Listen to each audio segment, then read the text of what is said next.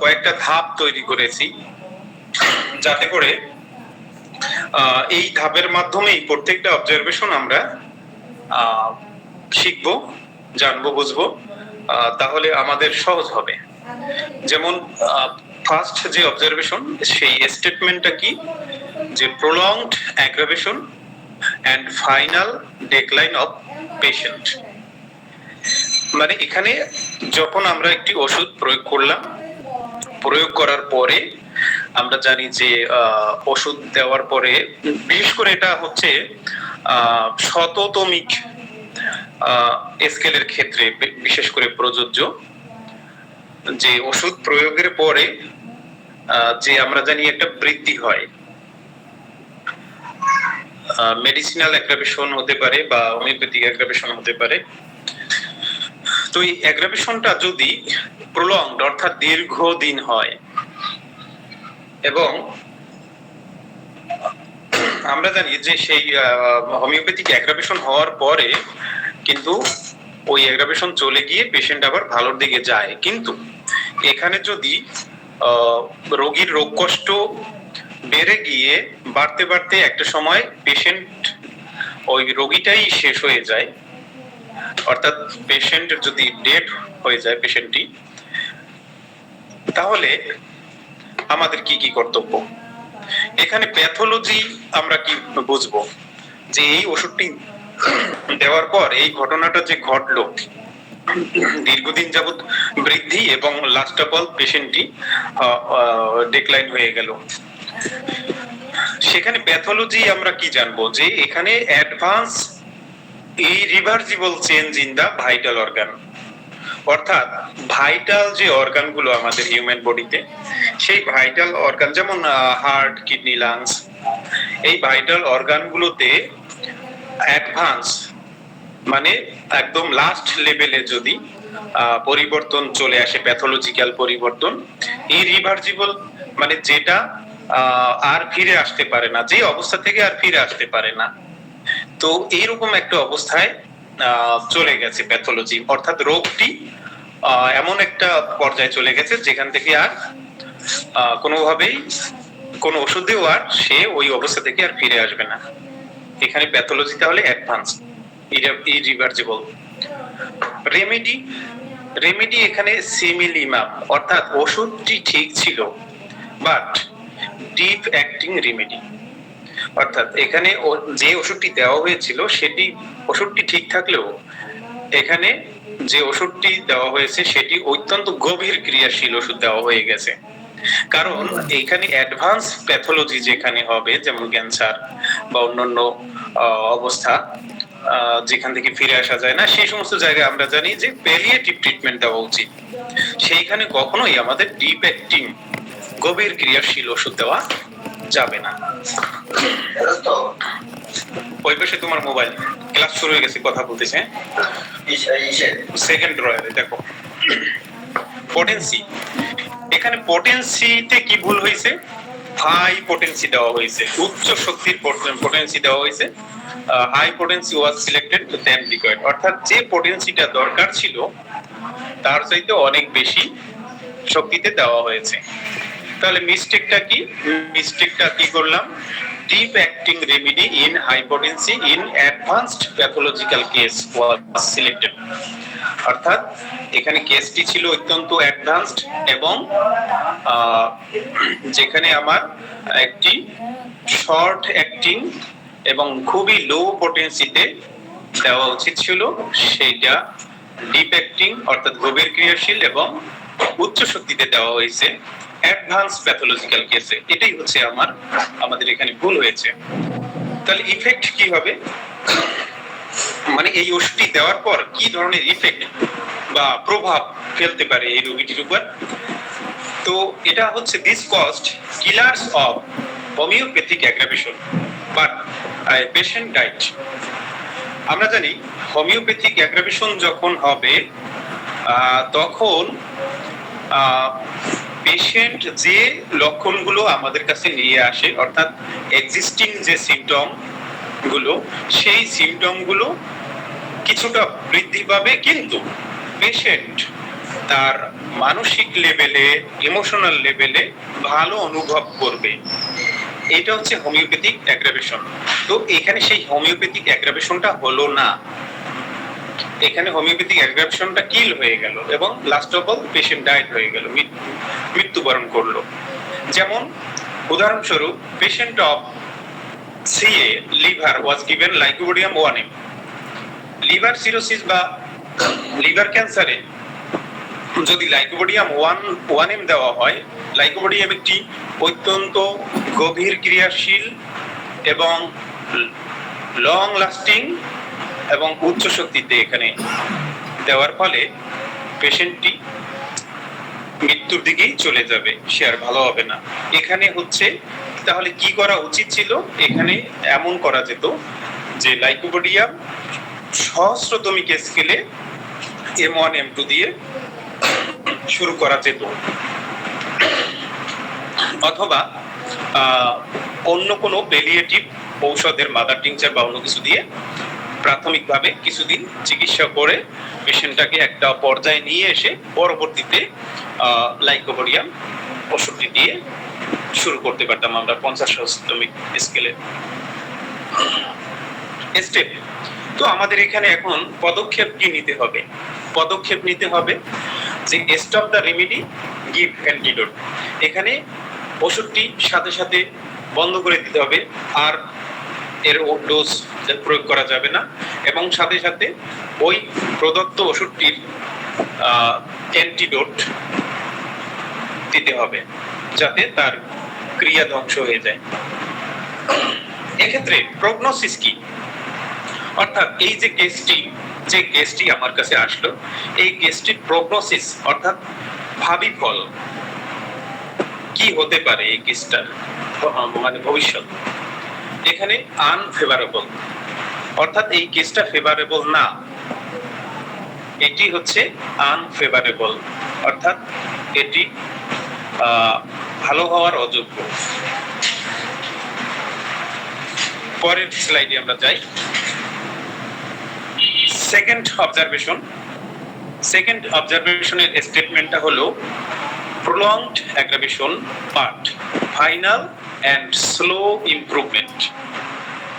দীর্ঘদিন যাবত বৃদ্ধি, সবশেষে আস্তে আস্তে করে উন্নতি। এখানে প্যাথোলজি কি?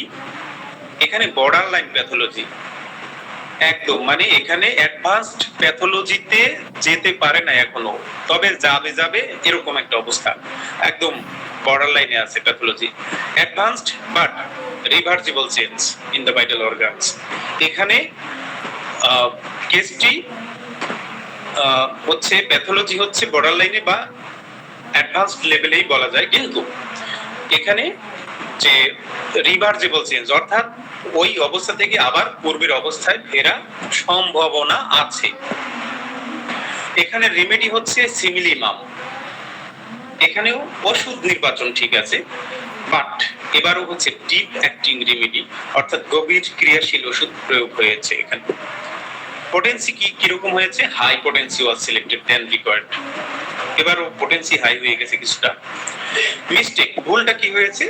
এখানেও same deep acting remedy in high potency in borderline pathological case was selected. Effect, কি প্রভাব ফেলতে পারে এই সিলেকশনের জন্য রোগীর উপর? এখানেও সিভিয়ার অ্যাগ্রাভেশন হবে, রোগের যে সিমটম গুলো নিয়ে আসবে সেই সিমটম গুলোর অত্যন্ত বৃদ্ধি হবে। তো যার ফলে ডাক্তারের উচিত, doctor should have selected superficial remedy in low potency. যেহেতু এটা গভীর একটা বর্ডারলাইন প্যাথোলজি, এই সমস্ত কেসে ডাক্তারদের উচিত হচ্ছে একটা প্রাথমিকভাবে যে একদম সুপারফিশিয়াল যে সিমটম গুলো, সেই সিমটম গুলো একটা লো পোটেন্সির ওষুধ দিয়ে আস্তে আস্তে রোগীটাকে মোটামুটি একটা পর্যায়ে এনে পরবর্তীতে হচ্ছে কনস্টিটিউশনাল জাদুগত ঔষধ দিয়ে ট্রিটমেন্ট শুরু করা উচিত। স্টেপ, পদক্ষেপ কি নেওয়া উচিত? এখানে স্টপ দ্য রেমেডি এবং প্লাসেবো দিতে হবে। প্লাসেবো দিয়ে অপেক্ষা করলে এই অ্যাগ্রাভেশন অচিরেই শেষ হয়ে যাবে। এখানে প্রগনোসিস কি? ভাবি ফল হচ্ছে ফেভারেবল, এই কেসটা আরোগ্যযোগ্য। থার্ড অবজারভেশন, এখানে হচ্ছে অ্যাগ্রাভেশন ইজ কুইক। ওষুধ প্রয়োগের পর যে অ্যাগ্রাভেশন বা বৃদ্ধি হবে সেটা খুব দ্রুত এবং শর্ট, অল্প সময়ের জন্য, এবং স্ট্রং উইথ র্যাপিড ইমপ্রুভমেন্ট। ওষুধটি প্রয়োগের পরেই খুব দ্রুত এবং অল্প সময়ের জন্য বৃদ্ধি হবে এবং বৃদ্ধিটা খুব শক্তিশালী। সাথে সাথে আবার অল্প সময়ের মধ্যে এই বৃদ্ধির অবস্থা চলে গিয়ে আবার দ্রুত রোগীর শারীরিক মানসিক অবস্থার উন্নতি শুরু হচ্ছে। আচ্ছা, এখানে তাহলে প্যাথোলজি কি? এখানে pathology functional superficial change in organs. এখানে প্যাথোলজিক্যাল পর্যায়ে যায়নি সমস্যা, এই রোগটা প্যাথোলজিক্যাল পর্যায়ে যায়নি, ফাংশনাল ডিস্টারবেন্স এবং সুপারফিশিয়াল চেঞ্জ ছিল অর্গানে, গভীর কোনো পরিবর্তন হয়নি। এখানে রেমেডি সিমিলিমাম, এখানে ওষুধ সঠিক নির্বাচিত হয়েছে, তবে পোটেন্সি এখানে কারেক্ট এক্সেপ্ট লিটল হায়ার। এখানে সামান্য একটু শক্তি বেশি হয়ে গেছে, বাদ বাকি সব ঠিক আছে। মিস্টেক, ভুলটা কি? এখানে little higher potency was selected, অর্থাৎ সামান্য হচ্ছে একটু হাই পোটেন্সি সিলেক্টেড হয়েছে। ইফেক্ট, কি ধরনের প্রভাব ফেলতে পারে রোগীর উপর? এখানে অ্যাগ্রাভেশন, বৃদ্ধি হয়েছে due to little higher potency, সামান্য উচ্চতর শক্তির জন্য। পদক্ষেপ কি নিতে হবে? স্টপ দ্য রেমেডি, ওষুধ প্রয়োগ বন্ধ করে দিতে হবে, প্লাসিবো দিতে হবে, অপেক্ষা করতে হবে, দ্রুতই উন্নতি শুরু হবে। এখানে ভাবি ফল অবশ্যই ফেভারেবল।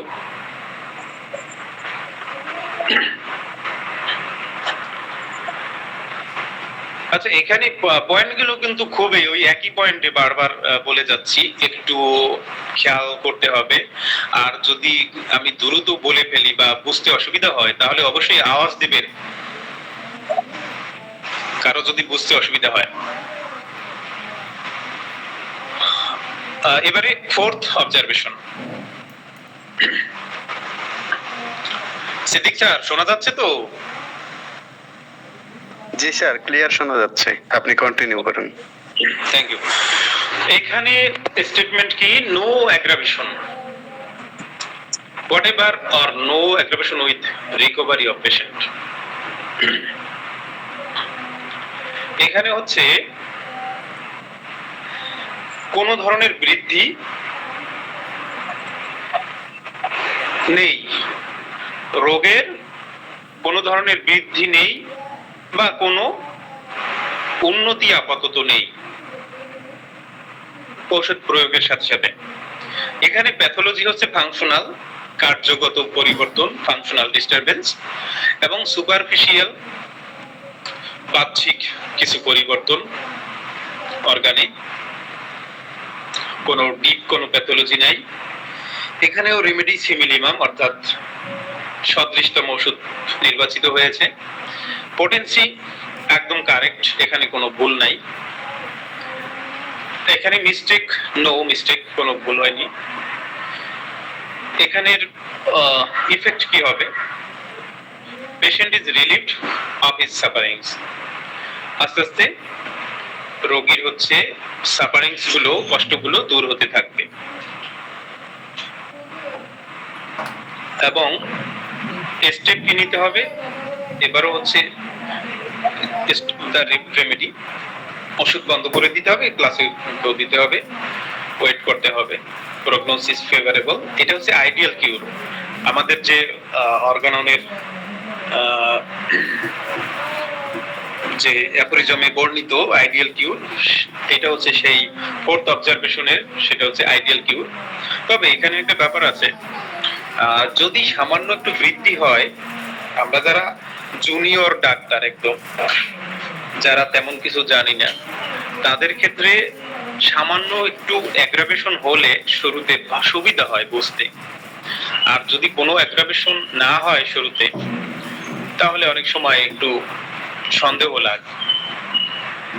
তবে থার্ড অবজারভেশনটা কিন্তু জুনিয়র ডাক্তারদের জন্য খুবই ভালো, সামান্য বৃদ্ধি হবে। তবে বৃদ্ধি হবে যে সমস্ত লক্ষণ নিয়ে আসবে পেশেন্ট, সেই সমস্ত লক্ষণের। ফিফথ অবজারভেশন, এখানে হচ্ছে স্টেটমেন্ট হচ্ছে the ML come first and the aggravation comes afterwards। এখানে অ্যামিলিওরেশন অর্থাৎ ওষুধ প্রয়োগের সাথেই যদি রোগীর এই যে লক্ষণগুলো নিয়ে আসবে সেই লক্ষণগুলো যদি কমা শুরু হয়, কিন্তু কিছুদিন পর আবার যদি বৃদ্ধি শুরু হয়, তাহলে এখানে প্যাথোলজি কি হবে? এখানে severe cases or disease like asthma, psoriasis having remissions, অর্থাৎ এই ধরনের কেসের প্যাথোলজিটা হচ্ছে কি, যে এটা অত্যন্ত মারাত্মক কিছু রোগ ব্যাধি, যেমন শ্বাসকষ্ট, সোরিয়াসিস, এগুলো হচ্ছে কিছুদিন ভালো থেকে আবার ব্যাক করে। এখানে রেমেডি সিলেকশন সিমিলিমাম, অর্থাৎ রেমেডি সিলেকশন ঠিক আছে, but remedy was not defective. এইখানে যে ব্যাপারটা হয়েছে যে এখানে রেমেডিটা, এই ডিজিজ গুলো হচ্ছে ক্রনিক ডিজিজ। এই ক্রনিক ডিজিজের পেছনে থাকে মায়োজোমেটিক বাধা, বিভিন্ন মায়োজোমেটিক ব্লক থাকে এবং বিভিন্ন লেয়ার সৃষ্টি হয় মায়োজোমের, যার ফলে এইখানে সুপারফিশিয়াল রেমেডি যদি সিলেক্ট করা হয় তাহলে কিছুদিনের জন্য ভালো অনুভব করলেও আবার সমস্যাগুলো পুনরায় ফিরে আসে। তাহলে এখানে রেমেডি ঔষধ ঠিক ছিল, কিন্তু এটি হচ্ছে গভীর ক্রিয়াশীল নয়। Superficial, not constitutional in severe curable cases. কেসগুলো এটা কিউরেবল কেস, বাট এখানে ধাতুগত ওষুধ নির্বাচিত হয়নি, সুপারফিশিয়াল ওষুধ নির্বাচিত হয়েছে। পোটেন্সি সঠিক ছিল, right, but may not be sufficient to reach pathology if case is curable. এখানে কথা আছে, এখানে যদি কেসটি কিউরেবল হয় সেক্ষেত্রে প্রযোজ্য, যদি কিউরেবল না হয় সেক্ষেত্রে অন্য কথা। কিন্তু এখানে in case of curable case এখানে পোটেন্সি সঠিক ছিল, কিন্তু এর যে ক্রিয়ার পরিধি ওষুধটির দীর্ঘ ক্রিয়াশীল ওষুধ দেওয়া হয়নি, যার ফলে ওর যে ডিপ প্যাথোলজিতে পৌঁছানোর মতো সাফিসিয়েন্ট ক্রিয়া শক্তি ছিল না। ভুলটা কি হয়েছে এখানে? এখানে ওষুধ গভীর ক্রিয়াশীল ছিল না, কনস্টিটিউশনাল ছিল না ওষুধটি। এখানে কি করতে হবে? ইফেক্ট কি হতে পারে, কি প্রভাব কি হতে পারে? ডিজিজ ইজ প্রোগ্রেসিং, অর্থাৎ রোগটি বা ওই লক্ষণগুলো প্রোগ্রেস করতে থাকবে, সামনের দিকে আগাতে থাকবে, বাড়তে থাকবে। পদক্ষেপ কি নিতে হবে? রি এক্সামিন দ্য কেস, কেসটিকে পুনরায় আবার অ্যানালাইসিস করতে হবে, যাতে করে একটা সিমিলিমাম ধাতুগত ঔষধ নির্বাচন করা যায় গভীর ক্রিয়াশীল। এখানে প্রগনোসিস কি? এখানে unfavourable in incurable cases and favourable in curable cases. তো এখানে বলা হয়েছে যদি কেসটি কিউরেবল হয় তাহলে ভাবি ফল হচ্ছে ফেভারেবল, আর যদি কেসটি কিউরেবল না হয়, ইনকিউরেবল হয়, তাহলে এখানে ভাবি ফল হচ্ছে আনফেভারেবল। সিক্সথ অবজারভেশন, এখানে হচ্ছে স্টেটমেন্টটি হচ্ছে too short relief of symptoms. যে রোগী যে সিমটম বা রোগ কষ্টগুলো নিয়ে আসে সেগুলো খুব অল্প সময়ের জন্য ভালো অনুভব হয়, আবার সেই আগের অবস্থায় ফিরে যায়। তো এখানে pathology functional, superficial change in organs, এখানেও প্যাথোলজি খুব একটা ডিপ না, সুপারফিশিয়াল চেঞ্জ এবং ফাংশনাল পরিবর্তন। রেমেডি এখানে সিমিলিমাম, পোটেনসিও রাইট, মিস্টেক এখানে no mistake, but the patient may be interfering with the action of the remedy. এইখানে ডাক্তারের ভুল ছিল না, এখানে কি করতে পারে পেশেন্ট নিজে, আমাদের যে ওষুধ দেওয়ার সাথে যে ডায়েট দেওয়া হয়, ডায়েট এন্ড রেজিমেন্ট, পথ্যপাথ্য বা কিছু নিষেধ করা হয়, সেই নিষেধ হয়তো এই ওষুধটা প্রয়োগের পর রোগী এমন কোনো খাবার খেয়েছে বা এমন কোনো কেমিক্যালস এর ঘ্রাণ শুকেছে, এমন কিছু করেছে যেটাতে হচ্ছে ওই ওষুধের ক্রিয়া নষ্ট হয়ে গেছে বা ওষুধের ক্রিয়াটা সঠিকভাবে করতে পারে। এখানে effect patient was ameliorated for short period, মানে এখানে সামান্য সময়ের জন্য পেশেন্ট ভালো অনুভব করছিল, কিন্তু পেশেন্টের নিজের ভুলের কারণে ওষুধের অ্যাকশন শেষ হয়ে গেছে, যার জন্য সমস্যাগুলো আবার ফিরে আসছে। এখানে পদক্ষেপ কি? Advice the patient to avoid handling chemicals, perfumes. তো পেশেন্টকে আমাদের কিছু উপদেশ দিতে হবে যে কেমিক্যাল, পারফিউম বা অন্যান্য যে খাবারগুলো, যে ওষুধটি আমরা দেব সেই ওষুধটির সাথে রিলেটেড যত বিধিনিষেধ আমাদের থাকবে সেই বিধিনিষেধগুলো আমাদের দিয়ে দিতে হবে পেশেন্টদেরকে। এখানে প্রগনোসিস হচ্ছে unfavorable as obstacles in cure। এখানে হচ্ছে এই কিউর বা এই আরোগ্যের পথে একটা বাধা সৃষ্টি করছে পেশেন্ট নিজেই, যার জন্য কেসটি এখানে আনফেভারেবল হয়েছে। কিন্তু যদি আবার পেশেন্টকে পরবর্তীতে বুঝিয়ে তাকে বিধিনিষেধ দিয়ে দেওয়া হয় এবং সেভাবে যদি সে মেনে চলে, তাহলে কেসটি কিন্তু ফেভারেবল।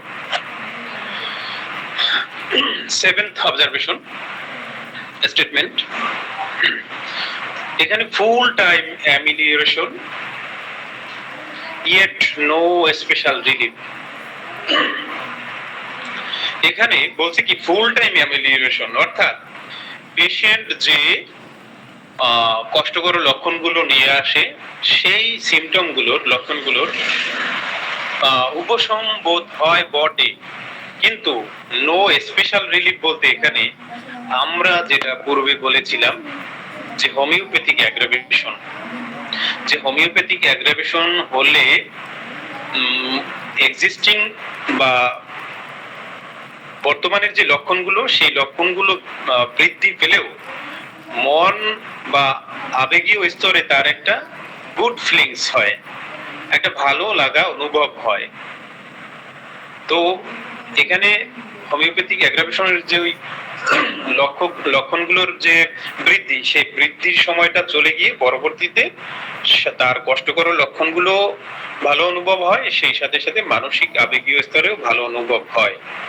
এইটা হওয়ার কথা, এইটা হচ্ছে স্পেশাল রিলিফ। কিন্তু সেই স্পেশাল রিলিফটা যদি না হয়, তাহলে এখানে প্যাথোলজি কি?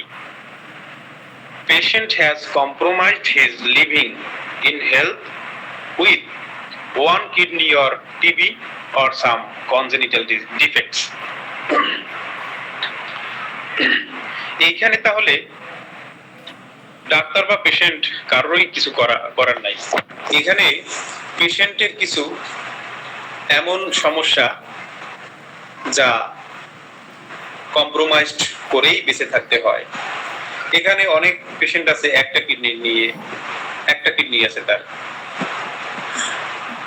আমি একটা পেশেন্ট পেয়েছিলাম, ল্যাকেসিসের পেশেন্ট।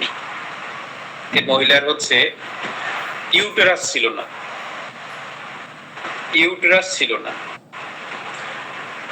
তো এই পেশেন্টটা, আমার যে পেশেন্টটা ল্যাকেসিসে অনেক সমস্যা ছিল, তার ডায়াবেটিস, তারপরে হচ্ছে পেট সোর হয়ে গেছিল হাতে পায়ে। তো একদম সেই কেসটা অনেক ইমপ্রুভমেন্ট ছিল, অনেক দিক থেকে ভালো ছিল, কিন্তু লাস্ট অফ অল রোগীটা লাস্টের দিকে আর বাঁচেনি। কারণ হচ্ছে ওই যে তার ইউটেরাস ছিল না, তো এরকম আরো কোনো কনজেনিটাল ডিফেক্ট ছিল কিনা জানি না। তো টিবি, যেমন যদি অ্যাডভান্স টিবি রোগী কেউ হয়, সেই ক্ষেত্রে যদি আমাদের কনস্টিটিউশনাল সিমিলার বা সিমিলিমাম ওষুধ দেওয়াও হয়, সেক্ষেত্রেও কিন্তু রোগীর ওই অ্যামিলিওরেশন হলেও স্পেশাল রিলিফ সেটা হবে না। বা আরো যে কোনো কনজেনিটাল হার্টের সমস্যা থাকতে পারে, যে কোনো সমস্যা থাকতে পারে, যে ডিফেক্টস গুলো ঔষধি চিকিৎসার মধ্যে পড়ে না, বা যেটা হচ্ছে নাই পেশেন্টের, সেটা কম্প্রোমাইজড করেই বাঁচতে হয় পেশেন্টের। তো এই ক্ষেত্রে হচ্ছে এই ধরনের আমরা অবজার্ভ করব যে full time amelioration but no special relief. এখানে ওষুধ কিন্তু সঠিকই নির্বাচিত হয়েছে, পোটেন্সিও সঠিক, কোনো মিস্টেক হয় নাই। এখানে যে প্রভাব পড়তে পারে সেটা কি, patient is relieved but some sufferings are always there. কারণ ওই যে একটা অর্গান জন্মগতভাবেই না থাকার ফলে তার এই সাফারিংস বয়েই বেড়াতে হবে সারা জীবন, কিছু করার নাই। এখানে পদক্ষেপ কি, কন্টিনিউ দা মেডিসিন এলএম পোটেন্সিতে, বিশেষ করে ওষুধটি চালিয়ে যেতে হবে এলএম পোটেন্সিতে যতদিন সে ভালো থাকে। প্রগনোসিস এখানে unfavourable due to underlying pathology. এখানে প্রগনোসিস আনফেভারেবল, অর্থাৎ এই রোগীকে কখনো শতভাগ সুস্থ করা যাবে না, যেহেতু এর ভেতরে একটি কনজেনিটাল প্যাথোলজি আছে। এইট অবজারভেশন,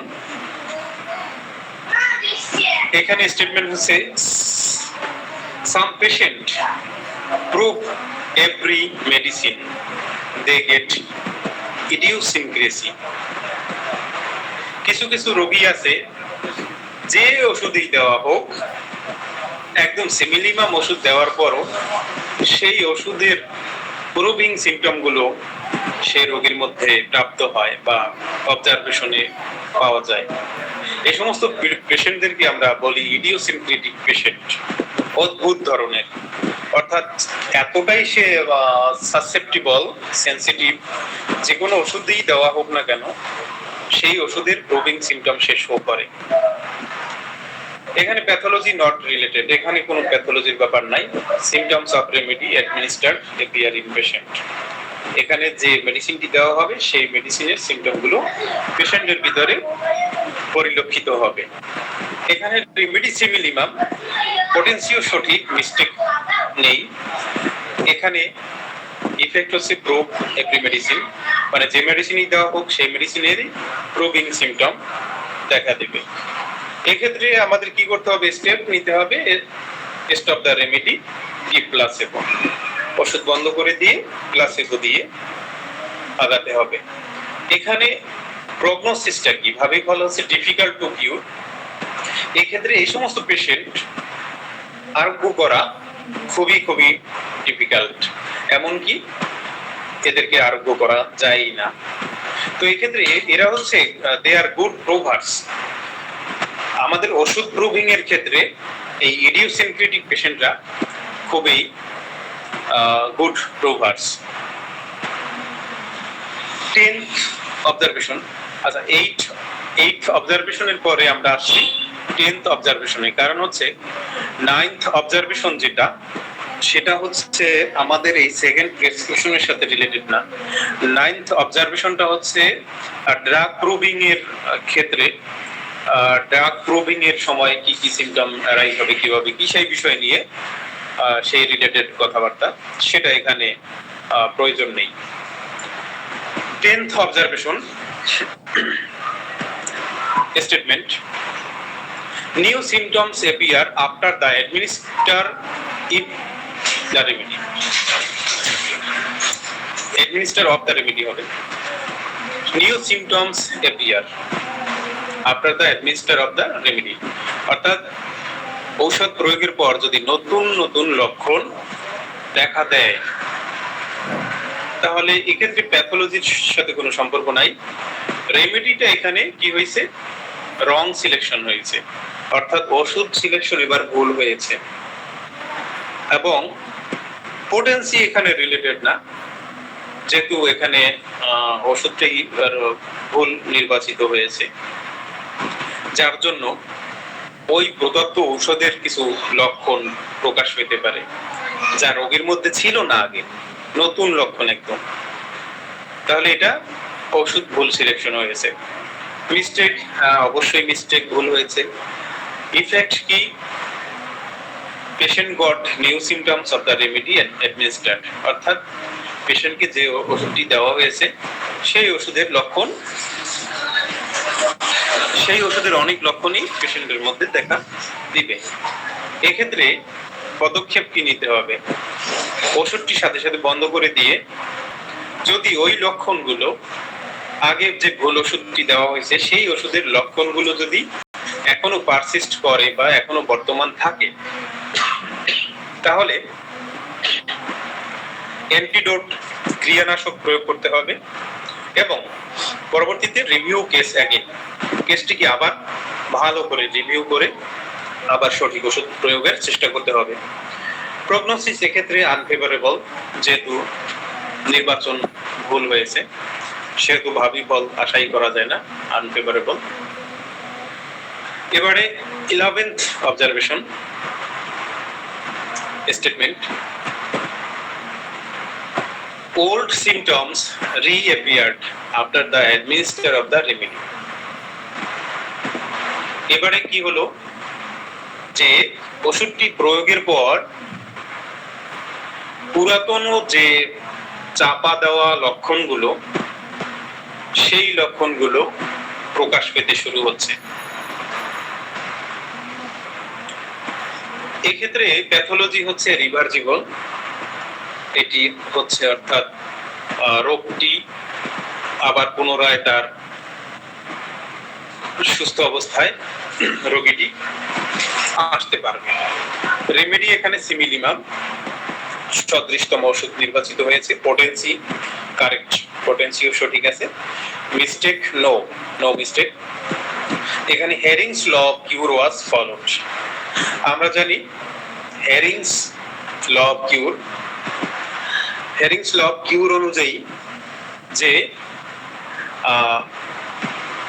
কোন রোগীর মধ্যে একাধিক রোগ যখন বিভিন্ন অপচিকিৎসার মাধ্যমে একটার পর একটা সাপ্রেসড করতে করতে, চাপা দিতে দিতে যায়, তখন হোমিওপ্যাথিক সঠিক ওষুধ যদি প্রয়োগ হয় তখন সর্বশেষ যে লক্ষণটি দেখা দিবে সেই লক্ষণটি আগে ভালো হয়ে তার পেছনের দিকে যে চাপা পড়া লক্ষণগুলো সেগুলো আবার দেখা দেবে। জাস্ট উল্টা ভাবে, যেভাবে রোগের একটার পর একটা ধারাবাহিক আসতেছিল, হেরিং ল অনুযায়ী আরোগ্যের সময় জাস্ট উল্টা ভাবে আরোগ্য হতে হতে যাবে। অর্থাৎ সর্বশেষ যে সমস্যাটি দেখা দিবে সেই সমস্যাটি ভালো হয়ে এর পরের সমস্যাটি যেটি দেখা দিয়েছিল সর্বশেষের আগেরটি, তারপরে সেটি ভালো হবে। এইভাবে ধারাবাহিকভাবে পিছনে পিছনে সমস্যাগুলো রিঅ্যাপিয়ার হবে, অর্থাৎ আবার দেখা দিয়ে দিয়ে ভালো হতে হতে সর্বশেষ প্রথমে যে রোগটি দেখা দিয়েছিল সবশেষে সেই রোগটি ভালো হবে। ইফেক্ট, এখানে patient got old symptoms he suffered in the past. রোগীটি পূর্বে যে সমস্ত কষ্টে ভুগতেছিল সেই কষ্টকর লক্ষণগুলো এখানে দেখা দিচ্ছে। তো এই ক্ষেত্রেও স্টেপ কি নিতে হবে? ওষুধ বন্ধ করে দিতে হবে এবং সেই সাথে সাথে ওই যে লক্ষণগুলো রিঅ্যাপিয়ার হয়েছিল, পূর্বের লক্ষণগুলো, সেই লক্ষণগুলো আস্তে আস্তে ডিসঅ্যাপিয়ার হয়ে যাবে, চলে যাবে।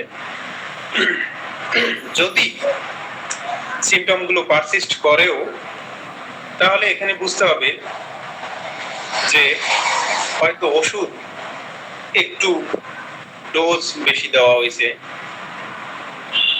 তাহলে অ্যান্টিডোট দিয়ে এটার যে বেশি ডোজের যে কুফলটা সেটা নষ্ট করে দেওয়া যেতে পারে।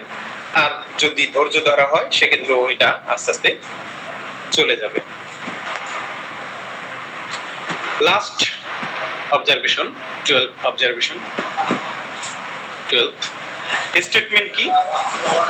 সিমটমস টেক রং ডিরেকশন, অর্থাৎ লক্ষণ ভুল পথে পরিচালিত হচ্ছে। হ্যালো সিদ্দিক স্যার, আমার কথাগুলো মানে আচ্ছা স্যার, কিন্তু ইকো হচ্ছিল কেন জানি স্যার। এখন কন্টিনিউ করুন। আচ্ছা আচ্ছা, কারো মনে হয় অন আছে মনে হয় মাইক্রোফোন। স্যার ওইটা আমরা দেখতেছি।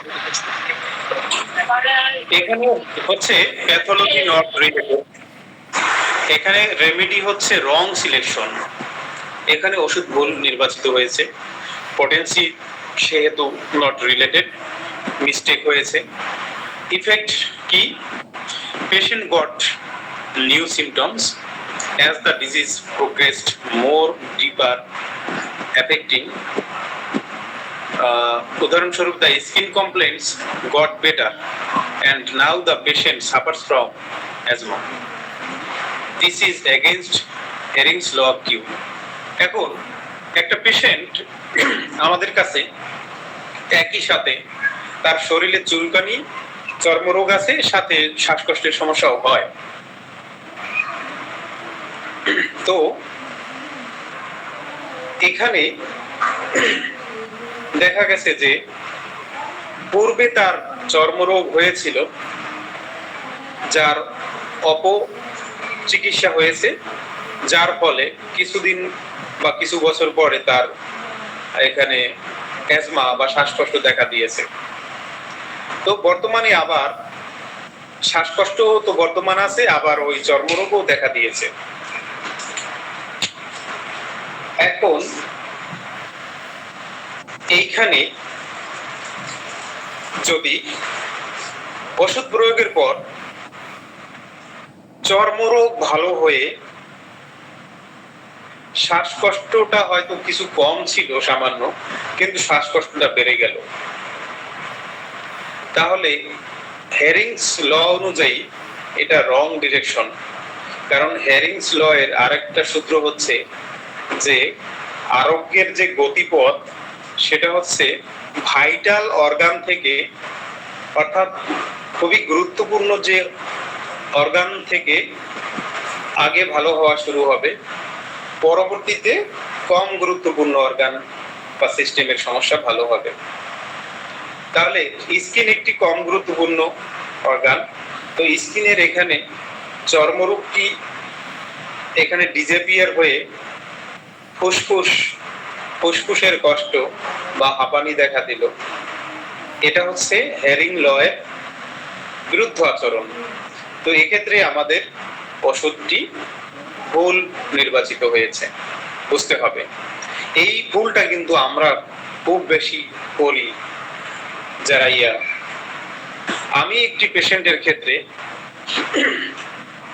একটি পেশেন্ট আমি পেয়েছিলাম যে হাতে তার চর্মরোগ, হাতের তালুতে, পায়ের তালুতে চর্মরোগের অবস্থা এমন যে ফাটা ফাটা চর্মরোগ হাতে, পায়ের চামড়ায়, এবং এমন ফাটা যে সেখান থেকে রক্ত পর্যন্ত বের হয়ে যায়।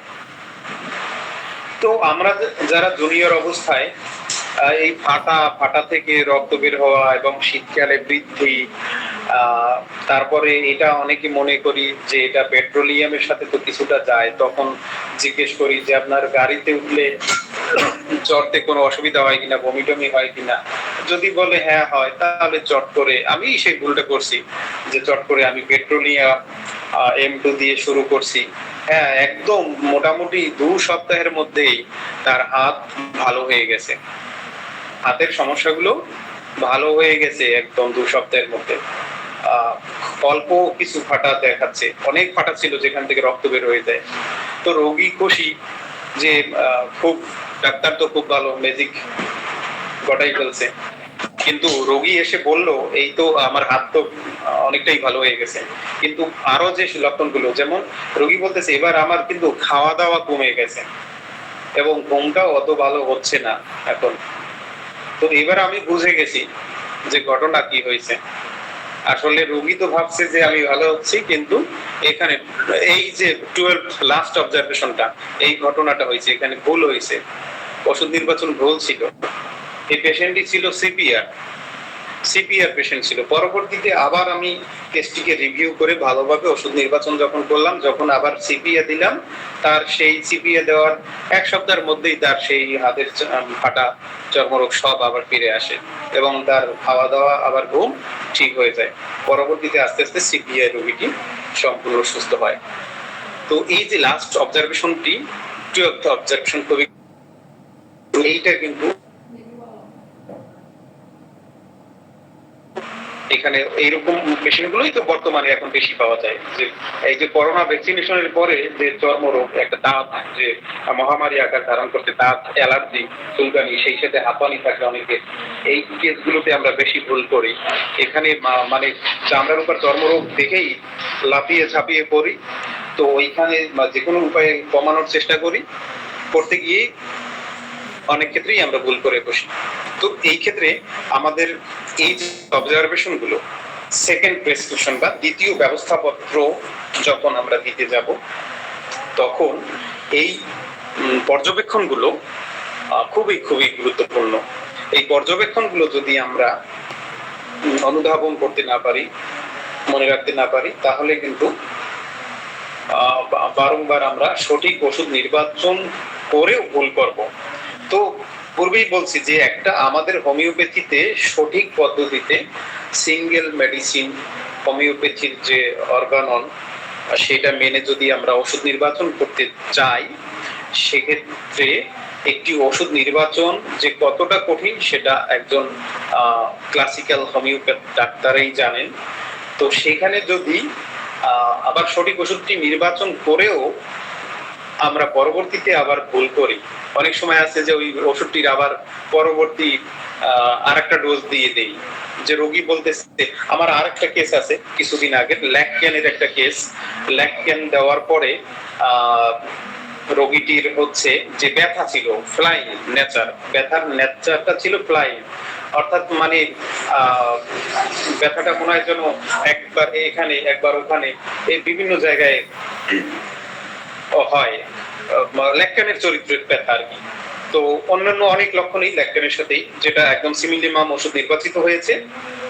তো এটা আমি সেন্টি স্কেলে দিয়েছিলাম 200 পাওয়ারে।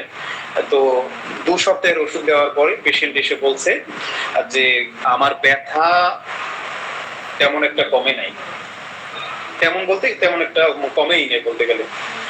তবে ওনার রাত্রে ঘুমানোর ক্ষেত্রে অস্থিরতা ছিল, ঘুমাতে যখন যাবে তখন সে অস্থিরতা করতো, ভালো ঘুম হতো না। তবে ঘুমটা এখন ভালো হচ্ছে এবং অন্যান্য বিষয়েও সে ভালো ফিল করতেছে বলে এই পেশেন্টটা সেকেন্ড টাইম আমার কাছে আসছে।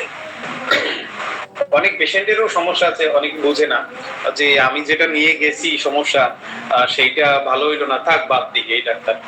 কিন্তু এই রোগী, তার ভেতরে একটা ভালো ফিলিংস হয়েছে, রোগী বুঝতে পারছে যে হ্যাঁ ওষুধে আমার কাজ হয়েছে, এই জন্য তার ব্যথাটা না কমা সত্ত্বেও সে কিন্তু সেকেন্ড টাইম আবার আমার কাছে আসছে। তাহলে এইখানে হচ্ছে হোমিওপ্যাথিক অ্যাগ্রাভেশন, এখানে যে থার্ড অবজারভেশনটা আমি বলেছিলাম, সেই অবজারভেশনটা কিন্তু ওইটা এই কেসটার ক্ষেত্রে প্রযোজ্য ছিল। যাই হোক, আজকে বলছিলাম যে খুবই অল্প আলোচনা, খুব অল্পের মধ্যেই শেষ করে দিচ্ছি। তো সবাই ভালো থাকবেন, সুস্থ থাকবেন, সবার জন্য শুভকামনা ও প্রার্থনা রইল যেন সবার প্র্যাকটিস এবং ভালো হয় এবং সবার যেন সুন্দর স্বাস্থ্য থাকে, এই আশা রাখছি। ধন্যবাদ সবাইকে এত সময় আমার এই বকবকানি শোনার জন্য কষ্ট করে। অনেক অনেক ধন্যবাদ ডাক্তার সুজিত মল্লিক স্যারকে। হ্যাঁ স্যার, পরপর 2বার আমাদের জন্য প্রেজেন্টেশন সাজিয়ে বর্তমান পরিস্থিতি পরিবেশের কারণে ক্লাসটা আমরা কন্টিনিউ করতে পারিনি। শেষ পর্যন্ত আজকে শেষ হলো, এই জন্য স্যারের কাছে কৃতজ্ঞতা প্রকাশ করছি। আজকের বিষয়ের উপর যাদের প্রশ্ন আছে আপনারা হাত তুলবেন, আমরা প্রশ্ন নিব। আজকের ক্লাসের বিষয়ে যদি কারো প্রশ্ন থেকে থাকে আপনারা হাত তুলবেন, আমরা প্রশ্ন নিব। হাত তোলার ক্রম অনুযায়ী আমরা প্রশ্ন নিব। হাত তুলেছেন ডক্টর পার্থ প্রদীপ চৌধুরী স্যার। স্যার, আপনি আপনার প্রশ্নটি করতে পারেন।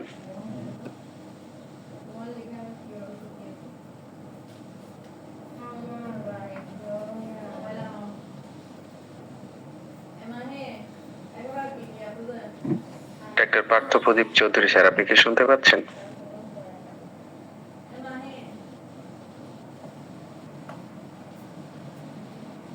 হ্যাঁ হ্যাঁ হ্যাঁ হ্যাঁ, এখন শোনা যাচ্ছে। আমি আমি হ্যাঁ হ্যাঁ হ্যাঁ, ঠিক আছে। হ্যাঁ, আপনাদের ধন্যবাদ জানাচ্ছি, অ্যাঙ্কার এবং আজকের স্পিকার উভয়কেই। কোশ্চেনটা হচ্ছে যে, যেমন আমি একটু পরে অবশ্য যোগদান করেছি, যেটুকু শুনলাম আর কি, 8 থেকে শুনতে পেয়েছি।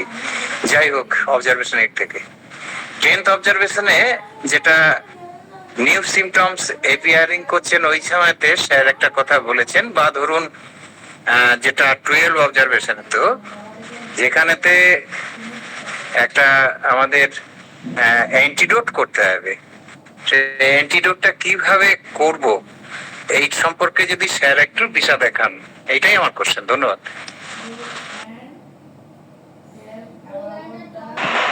স্যার, কোন অবজারভেশনটা বলছেন? 10? হ্যাঁ হ্যাঁ, 10th অবজারভেশন বলতে গিয়ে আপনি অ্যান্টিডোটের কথাটা বললেন, বা আমরা সেকেন্ড প্রেসক্রিপশনে অ্যান্টিডোটের কথা পাই, কিন্তু অ্যান্টিডোটটা আমরা কিভাবে করব এটা যদি একটু বলেন। আচ্ছা আচ্ছা, ধন্যবাদ স্যার আপনাকে। যদি হচ্ছে যে আমরা দেখি ওষুধটি হচ্ছে ভুল সিলেকশন হয়ে থাকে, বা যদি বেশি সঠিকও সঠিক বাট অনেক বেশি শক্তির ওষুধ দেওয়া হয়ে যায় ভুলবশত, বা ভুল ওষুধ সিলেকশন হয়ে থাকে, তাহলে এই ওষুধের সাথে যে বিরূপ প্রতিক্রিয়া সম্পন্ন ওষুধ আছে, যেমন অনুকূলের ওষুধ যেমন আছে, তেমনি হচ্ছে যে এই ওষুধের সাথে যে ওষুধটি হচ্ছে প্রদত্ত ঔষধটির ক্রিয়াকে ধ্বংস করতে পারে, এরকম ওষুধ। এখন এই প্রশ্নটা অ্যাকচুয়ালি বা আমার কাছ থেকে আসলে উত্তরটা আপনি এইভাবে জানতে চান নাই, আমি বুঝতে পারছি যে প্রশ্নটা কোন অ্যাঙ্গেলে হয়েছে। অ্যাকচুয়ালি এই অ্যান্টিডোট নিয়ে কিন্তু বিভিন্ন আলোচনা সমালোচনা আছে, ঠিক আছে? তো এই অ্যান্টিডোটের ব্যাপারটা নিয়ে বিভিন্ন তর্ক বিতর্ক আছে। এখন আমরা তো জুনিয়র, অত অ্যাডভান্স লেভেলে আমি আপনাকে বোঝাতে পারবো না, বলতে পারবো না। তবে সহজভাবে আমরা যেটা বুঝি, আমি যেটুকু বুঝি সেটা হচ্ছে যে আমরা তো বইয়েও দেখি যে এই ওষুধটির অ্যান্টিডোট অমুক ওষুধ, ঠিক আছে? তো এখন কথা হচ্ছে এখানে দেখা যায় অ্যান্টিডোট তো একটা থাকে না, কিন্তু নির্দিষ্ট কোনো ওষুধের যে নির্দিষ্ট একটা অ্যান্টিডোট এরকম থাকে না। এখন ওই যে ওষুধটি আমি প্রয়োগ করলাম, সেই ওষুধটির সাথে সবচেয়ে বেশি কার্যকর হবে যে অ্যান্টিডোট ওষুধটি, যে ওই ওষুধ প্রদত্ত ওষুধটির ক্রিয়াকে ধ্বংস করার মতো বা নষ্ট করার মতো ক্ষমতা যে ওষুধটির আছে, সেই ওষুধটি এখানে অ্যান্টিডোট হওয়ার কথা। এটুকুই আমি বুঝি। এখন আপনি স্যার কিভাবে, আপনার যদি একটু ভালোভাবে জানা থাকে বা কিছু আমাকে বলবেন, আমি শিখবো। অ্যাকচুয়ালি আমরা হচ্ছি একদম জুনিয়র ছাত্র, আমরা এখানে শেখানোর মতো কিছু নাই, জাস্ট একটু আলোচনা রাখলাম। তো সেখান থেকে আমাদের যদি ভুল ত্রুটি থাকে বা থাকে, এখানে যদি আপনি আরো আমাকে ধরিয়ে দেন বা বুঝিয়ে দেন, এক্ষেত্রে আমি শিখতে পারবো। ধন্যবাদ স্যার। আসলে এটা আমারও খুবই একটা ধন্দা, একটু বলি। হ্যাঁ, যেটা আমরা ইনস্টিটিউটের কোন কোন ভেটেরিনারিতে পাই, বা আমরা কেন রেপার্টারির একটা শেষের দিকে drug relationship of remedies with duration of action আর গিবসন মিলারের একটা চার্ট দেখতে পাই। আপনি যথার্থ বলেছেন যে সব ওষুধেরই তার একটা কমপ্লিমেন্টারি যেমন থাকে, একাধিক এক বা একাধিক ওষুধ, হ্যাঁ, তারপরে remedies that follows well, inimical, antidote আর ডিউরেশন, এইরকম করে 6টা ভাগে ভাগ করেছেন উনি। মানে remedy, complements, remedies that follow well, inimical, antidote আর ডিউরেশন। আসলে এইগুলো কি বেশি বার হয় এটা আমার কাছে খুব বোধগম্য নয়, প্রথম। দ্বিতীয়ত হচ্ছে, আমরা যে একটা ওষুধ সিলেকশন করি সেখানে আমাদের চাবিকাঠি হচ্ছে সিমিলিমাম। হোমিওপ্যাথি তো প্রিন্সিপাল নির্ভর, এবং প্রিন্সিপালটা হচ্ছে সদৃশ্য বিধান নীতি মেনে দিতে হবে, তাহলে একটা ওষুধের পিকচারের সাথে একটা রোগীর পিকচারে যে ওষুধের মিল হবে। কিন্তু এখানে অ্যান্টিডোট, কেন্টও বলেছেন অ্যান্টিডোটের কথা, কেন্ট তো বলেছেনই, সেকেন্ড প্রেসক্রিপশনে খুব ভালোভাবেই বলেছেন সে কথা। কিন্তু এই অ্যান্টিডোটটাই বা কিভাবে করব, আবার কমপ্লিমেন্টারিটাই বা কি করে করব? আসলে এই যে চার্ট দেখে বা কোন কোন মেটামেডিকার শেষের দিকে এই সবগুলো কিছু আলোচনা হয়েছে, কিন্তু এই ব্যাপারেতে আমাদের কোন সিনিয়রদের কাছ থেকে সদুত্তর জানা নেই। হ্যাঁ, তবে যেহেতু আমাদের সিলেকশনের চাবিকাঠি তো হচ্ছে সিমিলিমাম, সিমটোম্যাটোলজির একটা ম্যাচিং করে আমাদের করতে হবে। বিশেষ করে যদি পোর্ট্রেটটাকে খুব সিমিলিমাম করতে পারি, তাহলে সেটা যাই হোক কেন, এই জন্য এটা কতখানি গুরুত্বপূর্ণ এটা আমার কাছে খুব সহজ বোধগম্য নয়। আপনার মতন আমিও এই প্ল্যাটফর্মে ছেড়ে দিচ্ছি, এই বিষয়ে যদি কেউ কোনো দিশা দেখাতে পারেন তাহলে আমিও আপনার মতনই শিখতে পারবো। ধন্যবাদ স্যার। ধন্যবাদ। ধন্যবাদ ডাক্তার পার্থ প্রদীপ স্যারকে আমাদের সাথে উপস্থিত থেকে এবং প্রশ্ন করে আলোচনাকে আরো সমৃদ্ধ করার জন্য। আমরা আজ কোনো প্রশ্ন পাচ্ছি না, আমরা সংযোজন পর্বে চলে যাব। আমাদের মাঝে উপস্থিত আছেন শ্রদ্ধেয় doctor Abdullah Firoz sir. Sir, আজকের ক্লাস সম্পর্কে যদি কিছু বলতেন।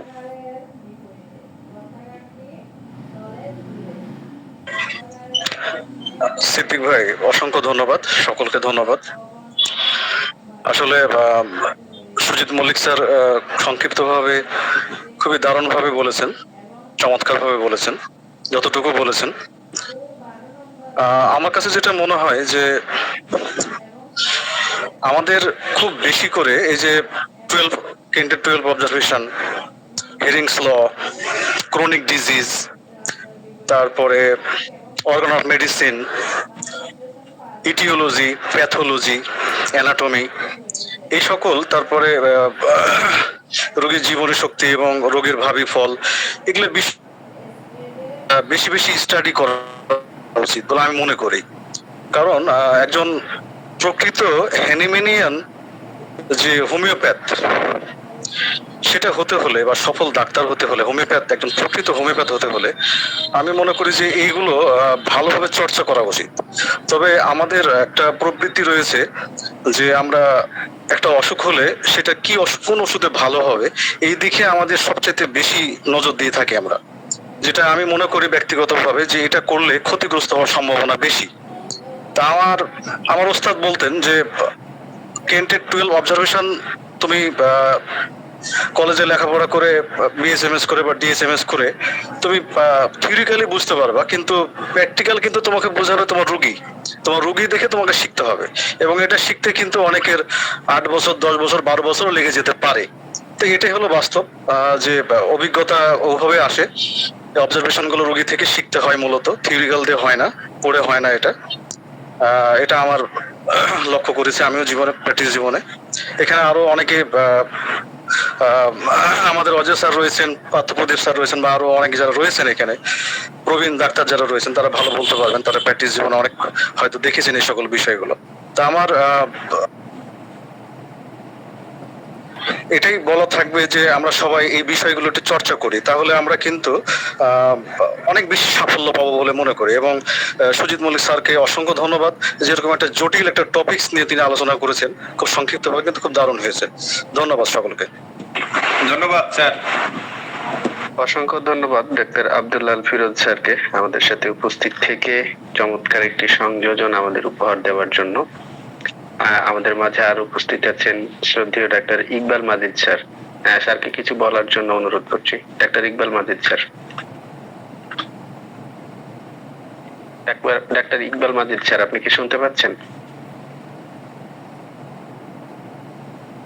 স্যার সম্ভবত আমাদের শুনতে পাচ্ছেন না। আমাদের মাঝে আরো উপস্থিত আছেন doctor A K M Mizanur Rahman sir. Sir আজকের ক্লাস সম্পর্কে যদি কিছু বলতেন। অনেক অনেক ধন্যবাদ। আমি প্রথমেই আন্তরিক ধন্যবাদ জানাচ্ছি ডক্টর সুজিত মল্লিক স্যারকে, যে অত্যন্ত অর্গানাইজড একটা প্রেজেন্টেশন দিয়েছেন, এবং এই যে স্টেপ ওয়াইজ অ্যারেঞ্জমেন্টটা, এটা আমাকে আসলে মুগ্ধ করেছে। যেটা হচ্ছে যে স্টেপ বাই স্টেপ প্রত্যেকটা অবজারভেশনের, উনি 11টা অবজারভেশন আলোচনা করলেন এবং চমৎকার করে আলোচনা করলেন। আসলে আমি যখন আমিও তো শিক্ষার্থী একজন, তো 12 অবজারভেশন আমি যখন পড়ি, আমার কাছে যেটা মনে হয় সবসময়, সেটা হচ্ছে যে এটা হচ্ছে যে একটা বাতি ঘরের মতন, লাইট হাউসের মতন। যারা নতুন প্র্যাকটিস শুরু করবেন তাদের জন্য এটা, বা আমাদের জন্য, আমি স্পেসিফিক্যালি বলতে হয় যে আমার জন্য, আমি এটাকে খুবই প্রাসঙ্গিক এবং গুরুত্বপূর্ণ মনে করি। তার কারণ হচ্ছে যে একজন হোমিওপ্যাথ, রিয়েল হোমিওপ্যাথ বা ক্লাসিক্যাল হোমিওপ্যাথ যখন প্র্যাকটিস শুরু করেন, তখন তার দুটো চোখ থাকতে হয়।